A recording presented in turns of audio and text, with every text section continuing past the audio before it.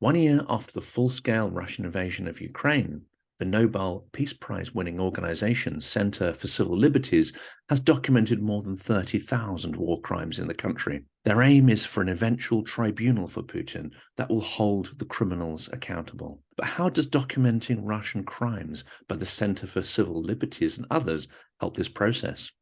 While fighting against Russian aggression, Ukraine is defending not only its independence, but European security and the principles of democracy and open society. What can the international community do to hold Russia accountable?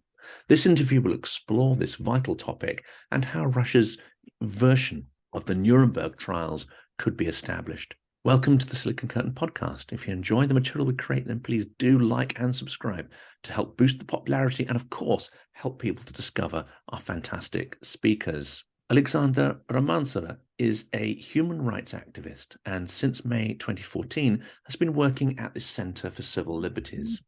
As executive director, she learned that the Center for Civil Liberties had become the Nobel Peace Prize laureate for 2022. From 2016, she coordinated a project observing the human rights violations and war crimes in the east of Ukraine and political persecution in occupied Crimea. As a leading figure within the center, she's been actively engaged in advocacy, seeking international support for Ukraine and to bring those responsible for war crimes in Ukraine to justice. Oleksandra, it's a huge pleasure, and I'm very grateful to welcome you to the channel. I'm really glad to speak to you, and really nice to meet and speak about important topic for us, but still important for whole the world. Well, this full-scale war has changed the life of every single Ukrainian, and I'll definitely want to know how it's changed yours, because as we discussed before we hit record, you're doing an incredible amount of traveling now to support Ukraine and to get the message out about crimes. But everybody's been affected by this, haven't they? For us, this war started 9 years before, so we started documented war crimes. We exactly organized first mobile volunteer group who go into Donbass and catch whole what we can. Exactly in that moment, we don't have any instruction and any, even straight understanding what it means documenting, but we just trying to make a photo and video all what happened in Slaviansk after Girkin left it, going to Donbass, Donetsk. So that's why we start trying to find after some education program to understand it, and last 8 years, and we do that like every day together with other human rights defender organization, and now we have a coalition which called Tribunal Putin, and all of this for what? Because we understood that investigate something, even big state with a developed system of crime investigation will be here, but still it's thousands of crimes. So nobody can do yet. It's really quick. That's why we need documenting, because documenting give us understanding what happened here. Because main goal documenting, it's exactly separate just some events which happen because of war going, and it can be other way, but other it's motivated war crimes or crimes against humanity or crimes of genocide. Why so? Because it give us understanding what happened here. Is it truly you have any reasons to have fighting, or is it just invasion, which exactly now we can conclude it, and we can do this conclusion because we have this information, and we can understood who more vulnerable, who will be attacked. We understood that it's children, it's vulnerable groups of oldest people, for example, people who now in some special state places, like for example houses of seniority and whole other civilians. So it's not only fighting between professional militarians, it's a fighting whole the Russian population against whole the Ukrainian population. So all of this we can do only because we have this data. We collect this information. That's why, and we understood that 9 years before, because from 2014 till 2022, we have 10,000 cases about war crimes. But now from from first year of this invasion, we have now, today, it's 36,500.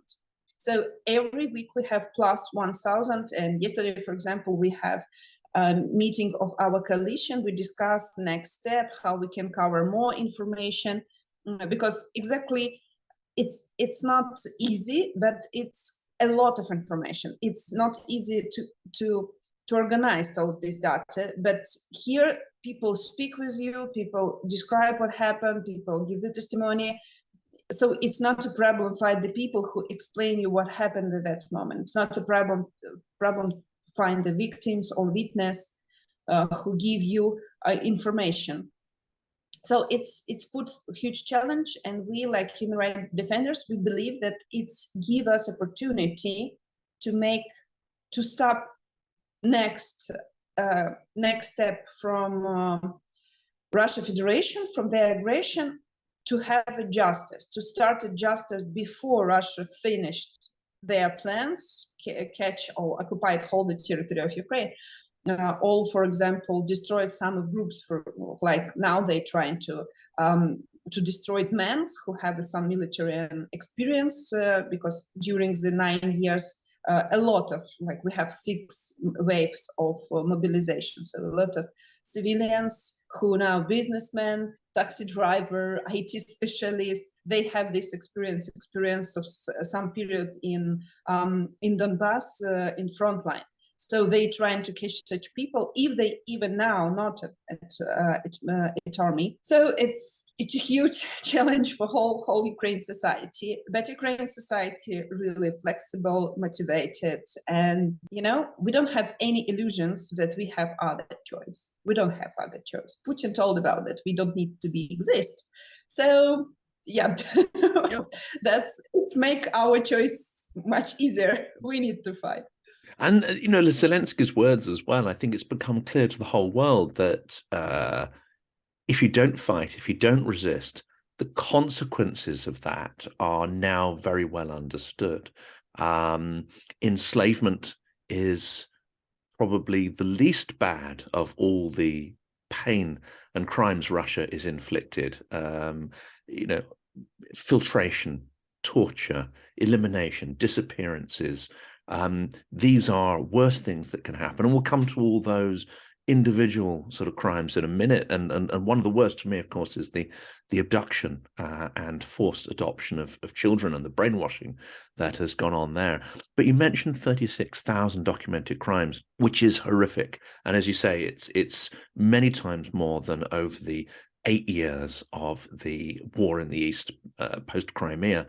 But this must be the tip of the iceberg. You're not able to document all the crimes, and it will only be in the fullness of time that the full extent of Russia's criminality comes to light, and some of it never will.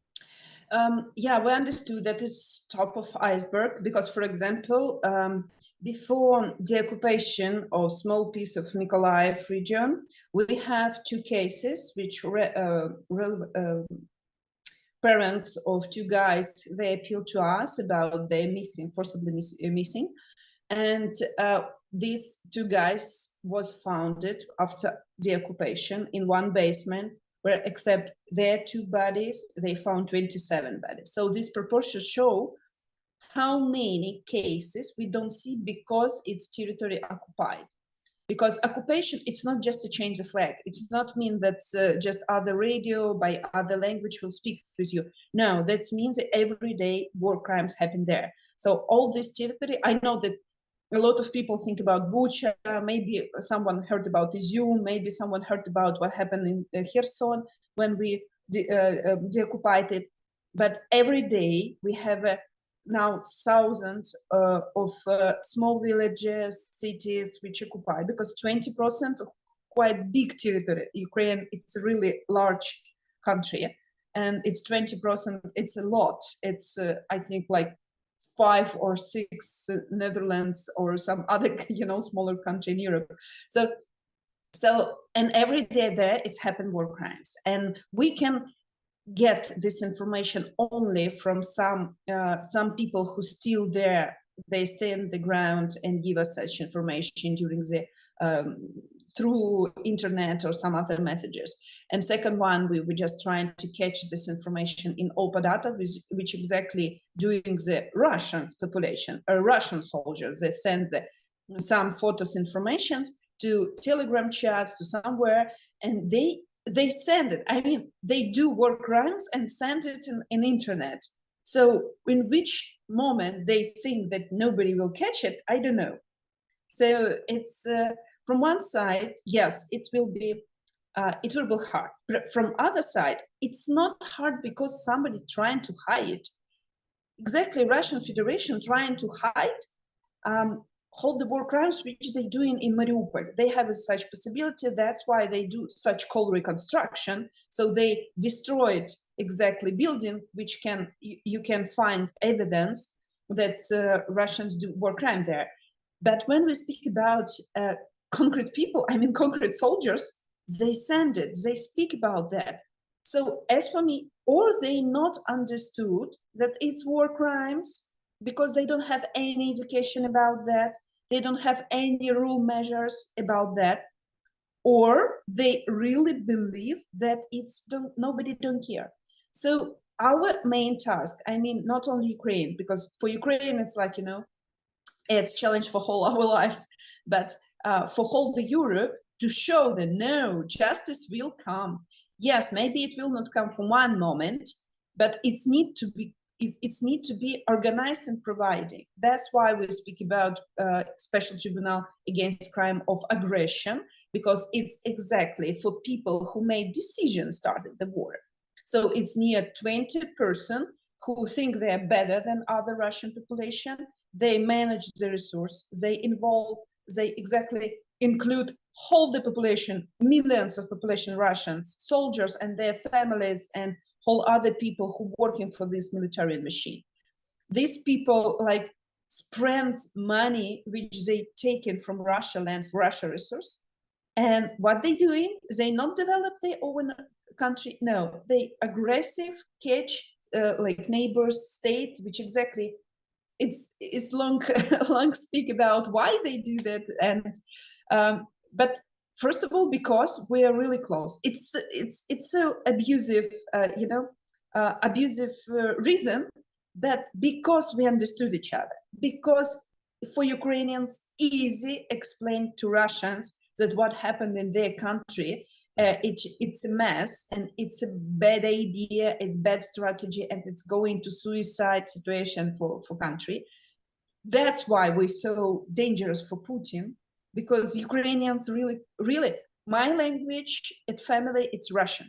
I know Russian culture. I know exactly all the cartoons which producing during the Soviet Union. I can speak with Russian. I can explain. We can show that you can live another way. That's why we're so dangerous for Putin. And all of this situation, it's these 20 people. It's not sure 20 because whole the Putin like a system. It's like near to a few thousand people who administration, who organized, who catch the people in these fears or not understanding, people who going like providing propaganda. All of this, it's need to be judged in special tribunal, because if we will not do that, it starts to be a normal. So that's why we need this crimes of aggression tribunal, because it's give opportunity stop other country which exactly choose not democracy way, not even country but authorities who choose not democracy way, but way to control, manipulate, and exactly use the people. Because if Russia do that, if Russia will have impunity about all of these crimes which they commit here, that show that it's possible. This system is work. You can like democracy too weak like a system. That's why we told that here we fight not only for us, it's surely for us, we know that, but we fight for democracy choice, a democracy system, like system which better than autocracy where the people just using. So that's why for us really important to feel support. We understood that even we don't have, I don't know, gangs from or some arms from our supporters from Europe and America, but still we will fight till the end. because we don't have, again, we don't have other choice. We choose democracy, and because that's why Russia trying to punish us. So, but second one, really important for us, these thousands of cases, that means each case, it's a people who suffer. Each case, it's a relatives or concrete victims who waiting form of justice, because before that, Ukraine have a history, huge period with the crimes which called Soviet Union, and any justice after, because nobody judged exactly all the crimes. It's million crimes. That's why for us, it's, you know, it's a point in history where we want to turn, when we want to change this pattern. Exactly, we need have a justice from beginning. You that's why you document it all, you call it crimes, you call that someone is perpetrator, even this perpetrator was killed after the battle, or I don't know, going somewhere, he is still guilty. That's important. Each person, you need name the crimes by crimes. So that's why so important for us. And when somebody told about, but you can catch exactly Putin and put him in the jail, even all, like all the way before this moment, still important for us. And not only for us, for whole the world. When we speak about we accused, we have evidence, we open to have a, if he is not so, if he is not chicken, you know, if he is not exactly person who think that law can work, so why he is not coming to Gog and take a huge numbers of night attorneys and lawyers and not protect himself, and he is not going to do that, because it's a court, it's a true trial, so you can fight against this accusation, so why not? But he don't do that. And that's why the ICC's recent request for to Putin to be indicted, it's incredibly important that also his his representative of so-called children's rights was also indicted within that. And I think that's the start of a process where, as you say, you're not just holding a small handful of leaders accountable. You're not letting the rest of society off their crimes by just pinning them on a few individuals. Russia's war machine comprises of hundreds of thousands, if not millions of people that enable the crimes, enable the genocide, from the military-industrial complex through to the apparatchiks, through to oligarchs who still support the system. And I would even say propagandists and economists. You know, there's some extraordinary talented economists in Moscow who've been able to keep the Russian economy going despite sanctions. They are all potentially culpable for, or they should be made culpable for, the crimes that have been committed by the state. Yeah, it's a good question, you know, because we see new kind of war crimes.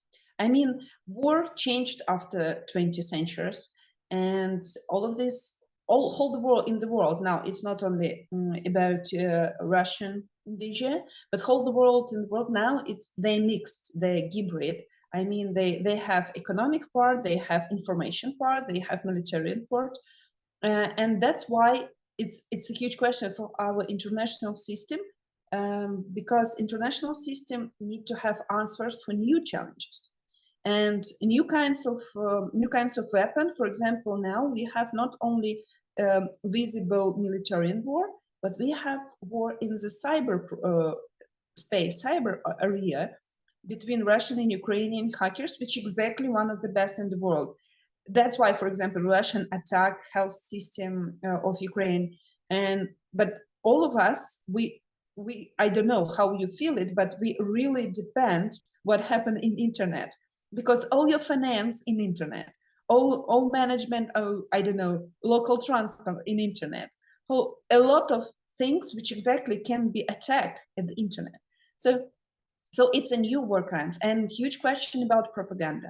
I mean, you know that some guys from Rwanda, which exactly manage radio and TV, such called free radio and free TV, they called 1,000 Hills, who participate in genocide in Rwanda, and exactly they don't like directly kill someone, but they make such they use such words which exactly providing more killings. And after 20 years, we have even evidence about that, because some of lawyers make a searching, and where a signal of this radio was less or not exist at all, people not killed each other.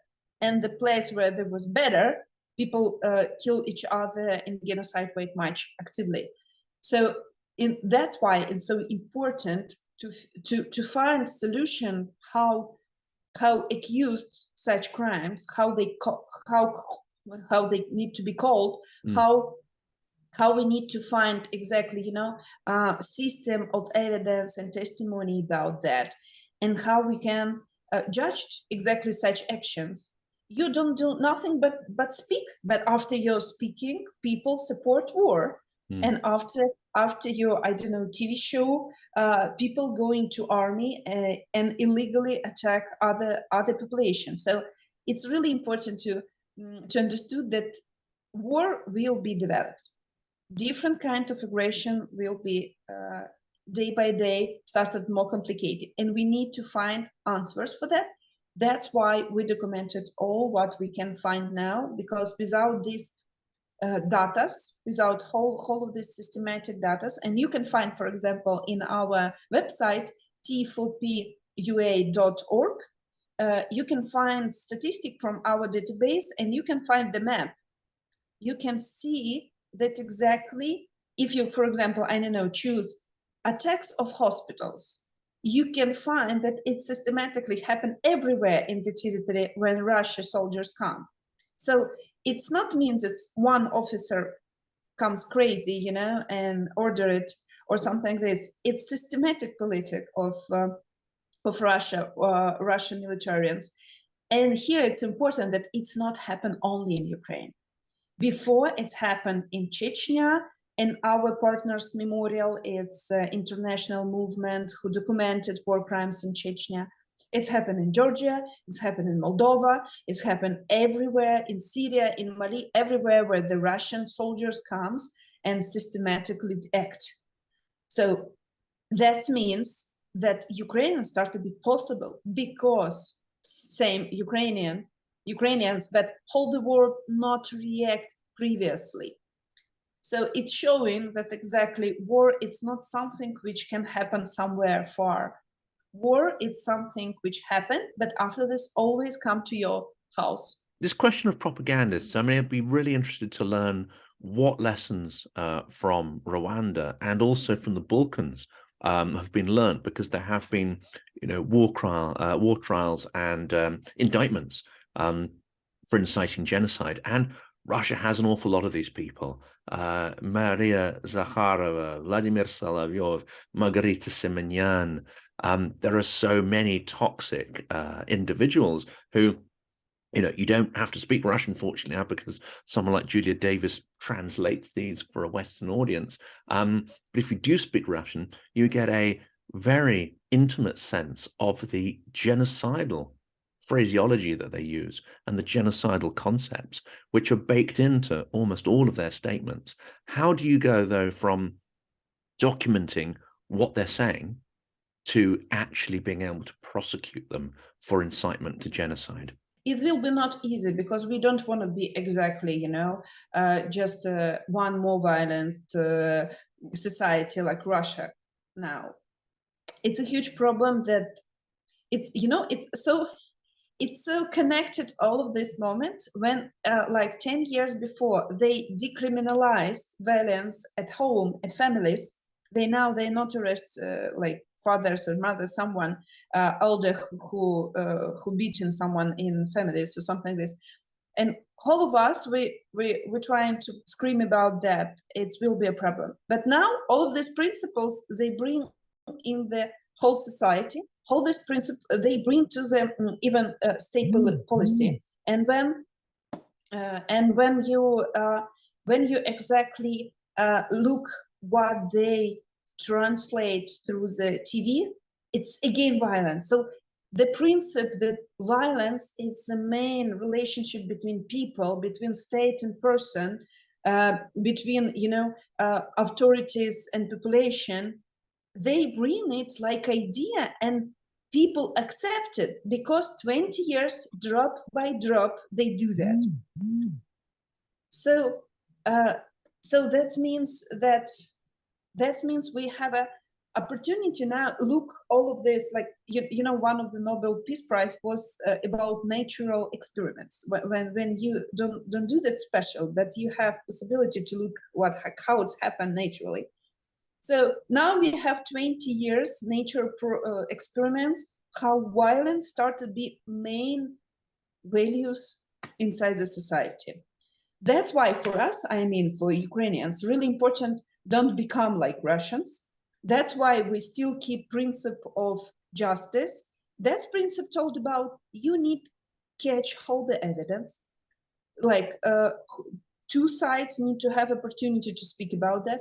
So when we speak about how we can accuse exactly propagandists, that means we need to find connections between their words and like result dying of people. It's not easy. It will be some new process, but these Rwanda cases which we have now in International Criminal Court, because now they have main manager of Rwanda Radio, these Southern Hills in the case. So all what they used there will be example for us. From one side, from other side, yes, we need to answer the question, how protect freedom of speech in world where the people use the speech for propaganda? How separate exactly? From one side, freedom of speech, it's one of the best way to protect themselves, like to mobilize society for something good.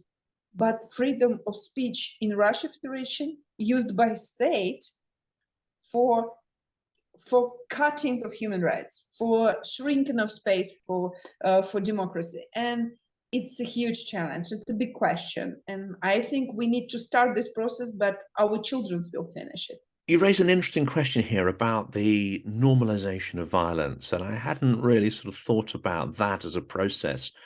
We see the outcome of that, of course, in the bomb in St. Petersburg, where even the propagandists are not immune from assassination. In fact, the lessons of the Russian Revolution is that eventually the perpetrators of these crimes will be consumed by the process that they began, as they, like rats in a sack, turning on each other. But my question here is actually the things that go unseen. So crimes are being documented. The big propaganda narratives are about Donbass being a Russian-speaking area, and therefore somehow it must naturally belong to Russia, etc. But the issues of civil rights, governance, and even day-to-day freedoms tend not to get covered in the media. So what are the really big differences between living in a territory controlled by Ukraine, which is an evolving democracy and an open society, with a sort of free market, and how does that contrast to trying to live and survive in an occupied territory, essentially under, as you say, this set of lawless, almost mafia-style governance? How does that affect every aspect of an individual's life? Oh, it's really good question. Russians have this scenario create gray zone really long, from 90s, and we even have such searching about people who exactly do this, who make this order. I mean, Strelkov or Girkin, this guy who started exactly war in Donbass, occupied Slaviansk, and after this going like escalate all of this conflict. This guy, before going in Crimea, before in Balkany, before in Transnistria, as I know in Caucasus we don't find his track, but all of this we collect 11 exactly such people who started like officers in 90s in different conflicts where the Russian take a part, and they create exactly gray zone. And it's really important to understand what that means, gray zone. It's not mean that it's uncomfortable. No, it's disconnect exactly people like here, locals who live here, with possibility manage this area, manage their life in this. Even it start trying to be independent country like Nagorno-Karabakh, but no, you don't have any possibility to have your own choice how your community will live here, because it's one of the fundamental rights of people, exactly human rights. It's called effective, take a part in effective management of your state, be elected or elect. And they do that, they disconnect exactly this possibility. People live in the place where they don't have any opportunity to manage their lives. So what happened in occupied territory, it's same what happened in Ossetia, Abkhazia, Nagorno-Karabakh, Transnistria. So these people can't manage their resource. These people can manage and like fluent for the question who will be put the rules here. It's main idea. So if they told that you can make such business, or you can start families in this way, or you can, I don't know, going walk at this time. So all of this, they can manage, like measure you in any moment. If they told coronavirus it's not exist and you are dying not from this disease, because we will not plan to exactly develop any health system, so you don't have other choice except to die. And you can manage the question to security of your children's, your family, your business, your, I don't know, your art. Because we have such situation in Transnistria, for example, they attack the painters who do that, and or in Donetsk, exactly, nine not full age boys sitting, I think, 4 years in the jail because of graffiti. So it's you can protect anything from what it's really important for you. From one side, from other side, you can plan anything, because it's not your power, you know, to organize daily life in this way which you exactly want. That's why people mostly trying to hide, trying to find okay, maybe these rules, if I they told about these rules important, so I will be not broke it, but next day you have a next rules and they measure you. It's one of characteristic of fascist or autocracy, exactly, society, that you can't predict what kind of rules give you security. So it's one of the, so they create numerous of rules which usually if you broke nobody react, but if they need measure you, if they need put you in the jails, they always can do that. So if this system exists in Soviet Union and Russia Federation, totally, completely, just to make it like Xerox, you know, for what happened in Soviet Union. And now dissident from Soviet Union time, who's still alive, they told that it's much worse than Soviet Union. In Soviet Union, you have in last years, like 70s, 90s, you have some system which exactly even a communistic party can broke, because it's broke whole the society. That's why, for example, student who make who type, they type exactly text of Universal Declaration of Human Rights and spread it, that calls anti-Soviet acting, for your understanding. Yeah, so spreading this text, that was student, and they usually was arrested, and after this comes back home, so and they try and do that again. So it's not something what can broke your lives.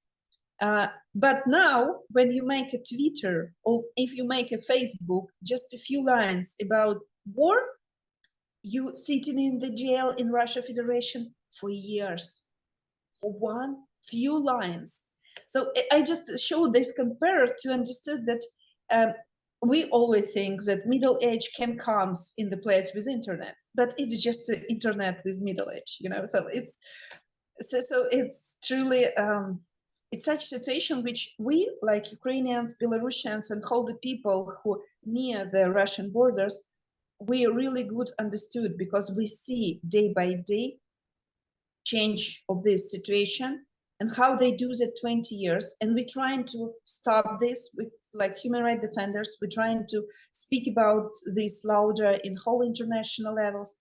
But you know, cheap oil and cheap gas always win all our words and all our watchdogging act. You know, that's why it's so important to remember that human rights, it's not exactly, you know, tradition or history of humanity or something like this. No, it's exactly system preventing of war. And when you have business as usual with country who broken human rights, war will come in. I think that's an interesting point, isn't it? Because it's getting sort of away from the topic of human rights, but I think it's an important one. And that is the number of Russians who celebrated the occupation of Crimea and called it bloodless, as if, you know, in the history of warfare, it was relatively bloodless and ineffective. But I think it missed the point. It was embracing a state of lawlessness. It was embracing an idea that it's not the rules that matter, it's just power that matters. It's just the victory that matters. And many Russians may oppose the war, well, not that many, not nearly enough, but many Russians may oppose the war now and yet still be ambiguous about Crimea, not understanding, as you say, that if you embrace a state of lawlessness, it will come back to destroy you, which is, I think, the point you made. Ukrainians 30 years don't have a strict state. It's we quite anarchic society. I mean, it's not mean we want to broke it, but we live like parallel life, and only now we feel that we need state. We need state to protect us. We need state to support vulnerable groups at the moment they were more vulnerable. So, and that's why we make this decision to build our state. Does not mean that tomorrow we will be best state ever. No, that now we're fighting only for possibility to have opportunity exactly build our state for whole the society, and it will be long process, we understood, but we want to start because 30 years we have fundamental freedoms. We have freedom of speech to speak all our thoughts. We have freedom of assembly. That's why in moment of some crisis, we make so many volunteers joining without any centralization, without something. Just a few people who catch in one thought and they started act together. They collect more people who join this. So it's open society, it's true. And Russia, not after 90s, Russia turned back in this way. We are open society, and that's why we're beginning of democracy. Russian don't comes open society, and that's why a lot of people there still, during their lives, exactly, don't have opportunity be responsible for their lives. I mean, Ukrainians like really love to manage themselves. It's not about ethnic, it's about way how you thought. So yeah, I want to organize something which I am imagine, which I am have a vision, and same with Ukrainians. That's why Ukrainians multi-ethnic exactly society where you can describe like only like ethnic group Ukrainians. We are political nation. We are not ethnic nation. And but same Russians, but Russians in this way they have more than like they have like 500 different ethnic in one country, and they trying to abuse all of them. I mean, they have rude names for all of them. They now take them in army and kill them at fact. So Ukraine, it's such place where the people trying to like trying to go by evolution way from autocracy and from from this system when somebody, you know, told you how it will be better for you. But Russians, maybe because of trauma of 90s, maybe because they still, but they have a lot of money. That's a huge problem for me, because I'm economist. I can understand how with such resource you can exactly have a normal quality of life, comfortable life. So Crimea for them, it's like a drugs. They addict of this thing, so that I look around of me, and it's bad conditions of life, but maybe I just imagine that it's bad. Maybe I just not just I don't see some values which exactly I need to see. And look, Crimea doing to us. So people outside, they look at our life and they like our life, but nobody in this moment, you know, think about that. What's seeing people in Crimea through the TV, it's not existing life. Maybe somewhere in some places in Moscow, in some places, I don't know, in St. Petersburg, that's all.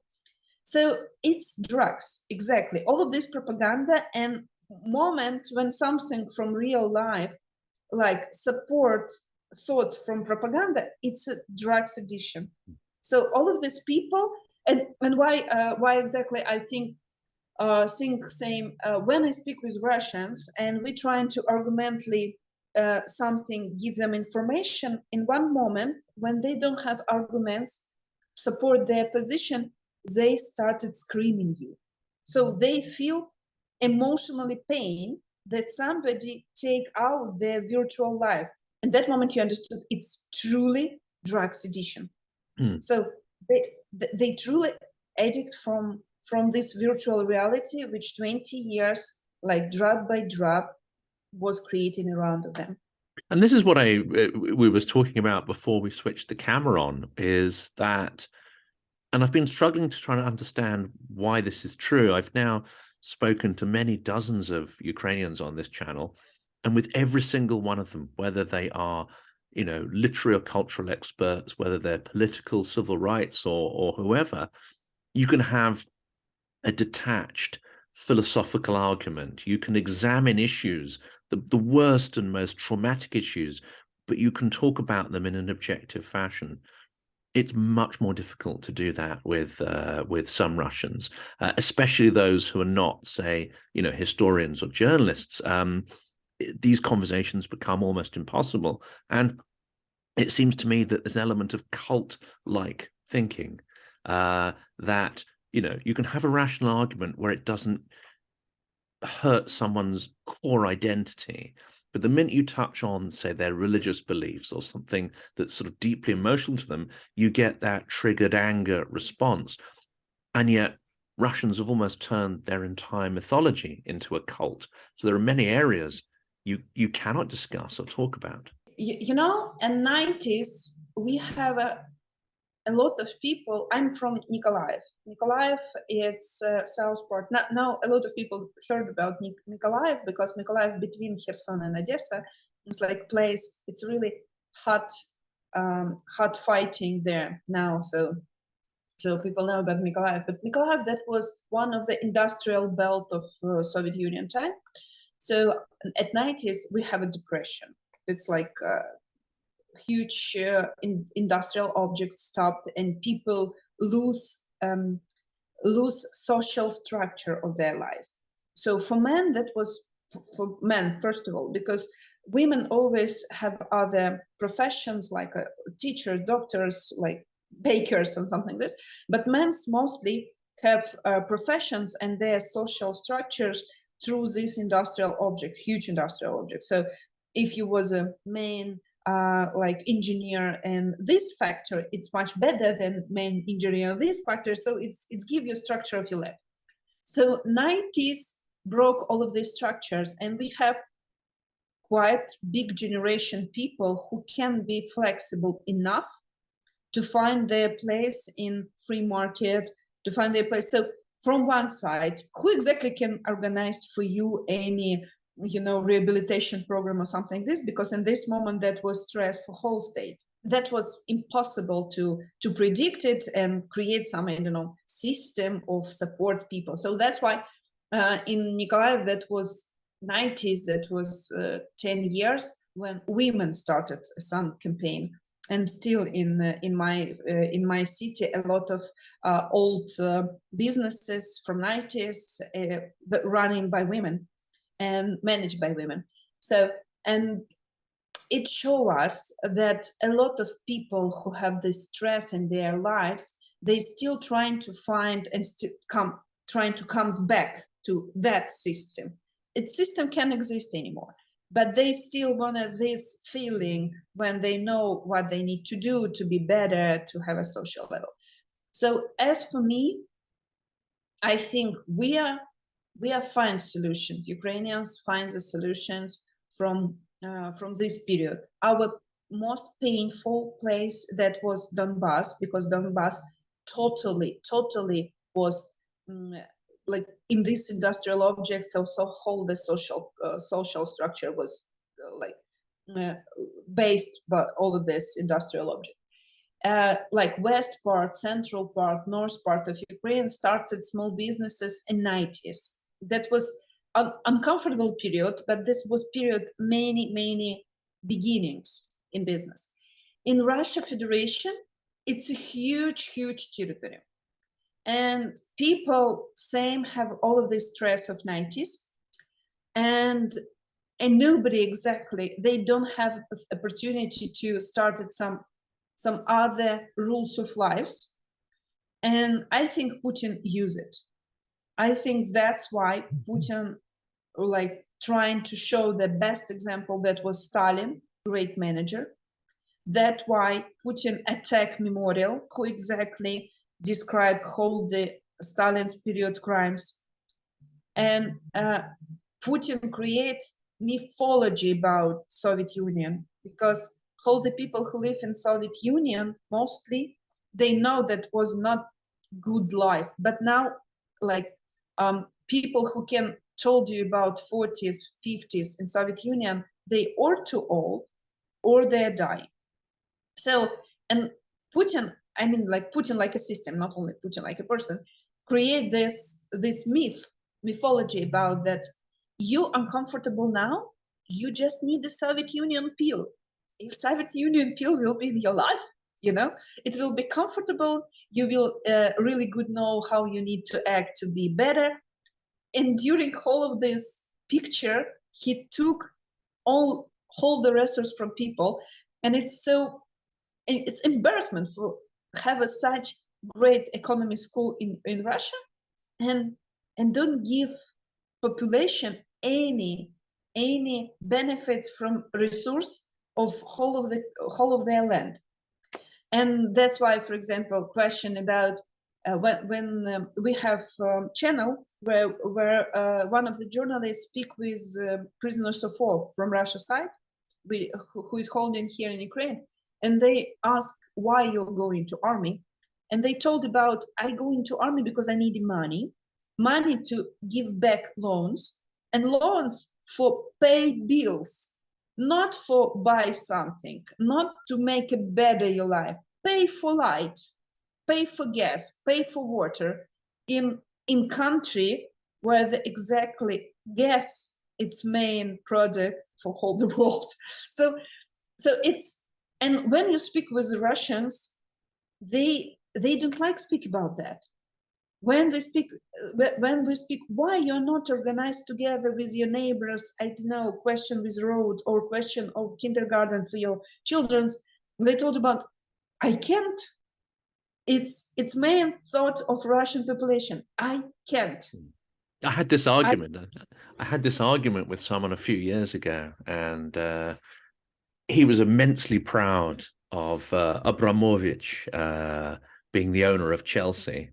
And I just said, well, what are you proud of? He stole all your money to get it.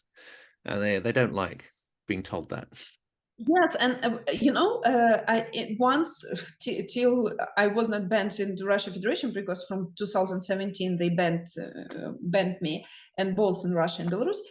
I speak with a taxi driver, and he told that Putin cool guy because he renew and again rewrites military and industrial objects, and 180 he called the such numbers.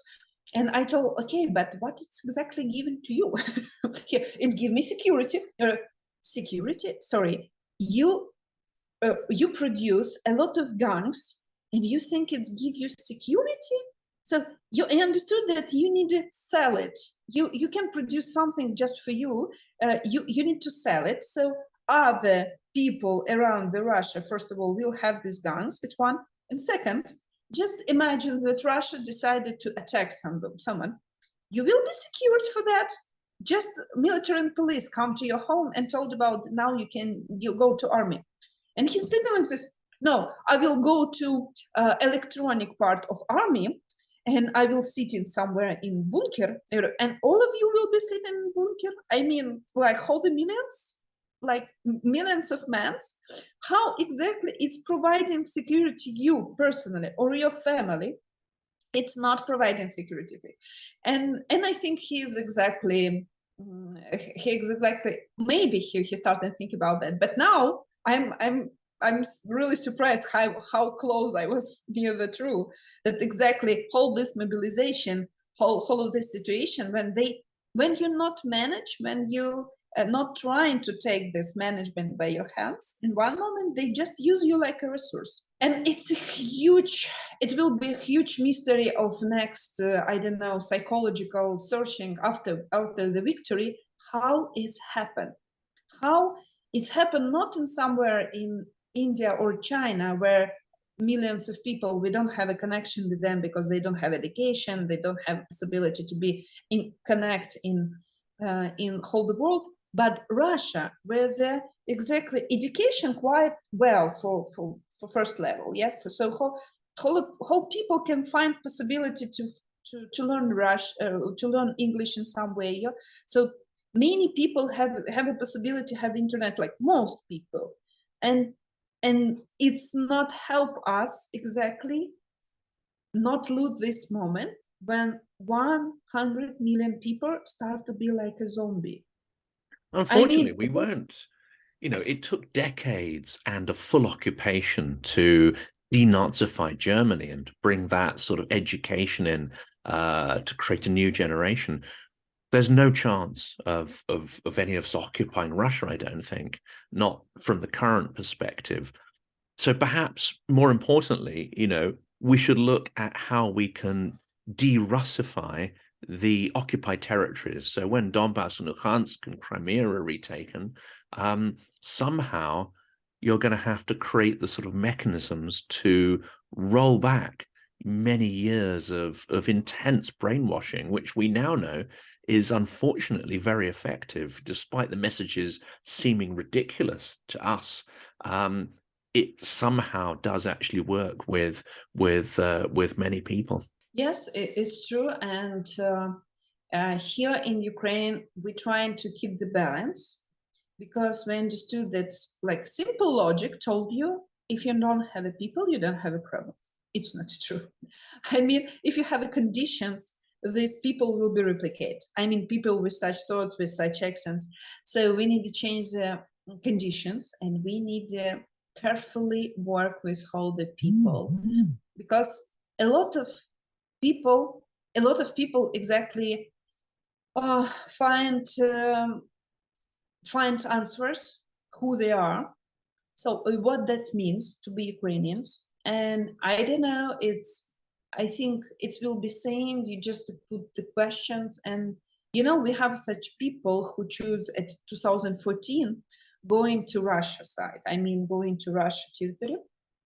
These people still live in such cold, like refugees camp, still 9 years going. So it's not something comfortable.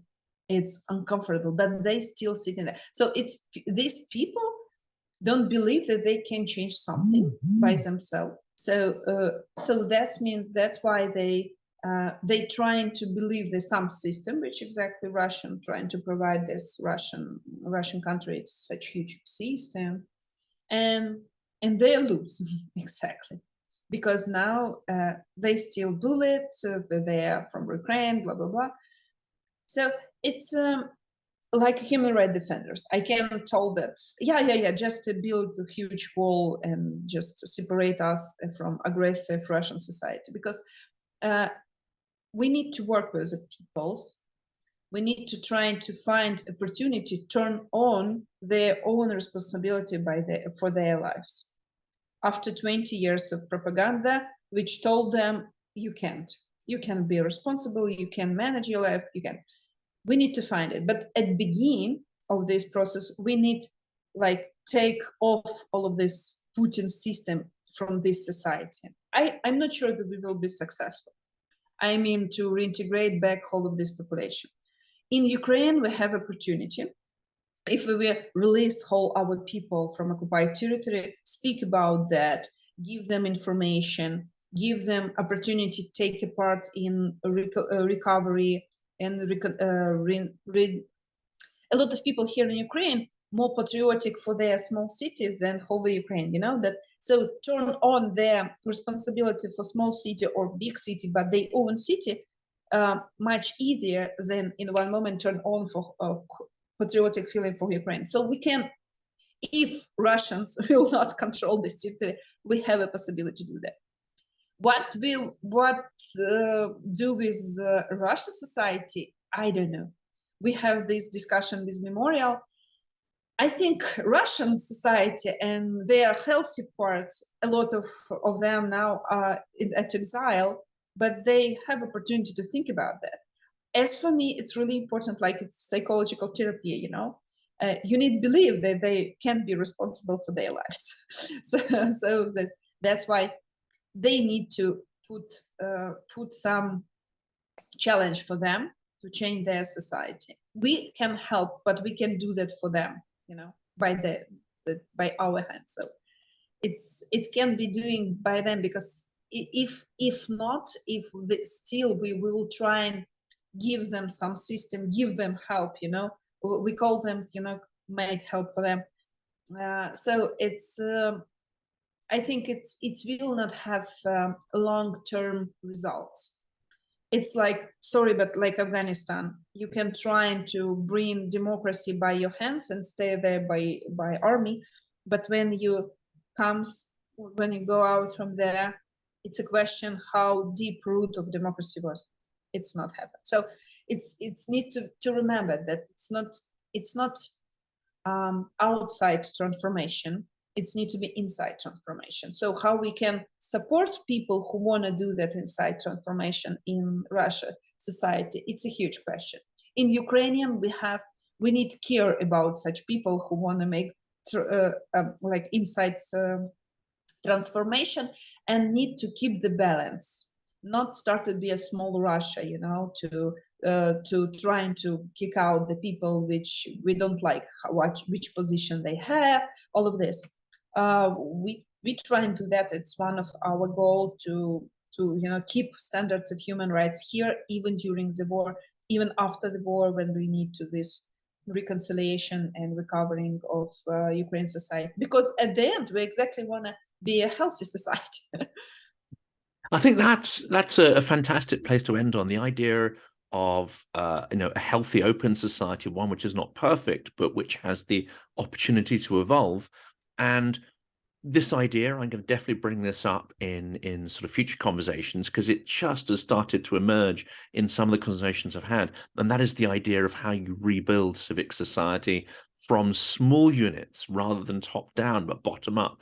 And that's definitely a topic I want to explore more. And I definitely hope to speak to Memorial. It's interesting to hear you working with Memorial and that initiative there. But I'm hugely grateful to you for spending so much time and explaining these incredibly complex issues and making them so accessible in such a humane way. And of course, wish you all success in the incredible and very difficult work that you're doing. Thank you. Slava Ukraini. Героям слава.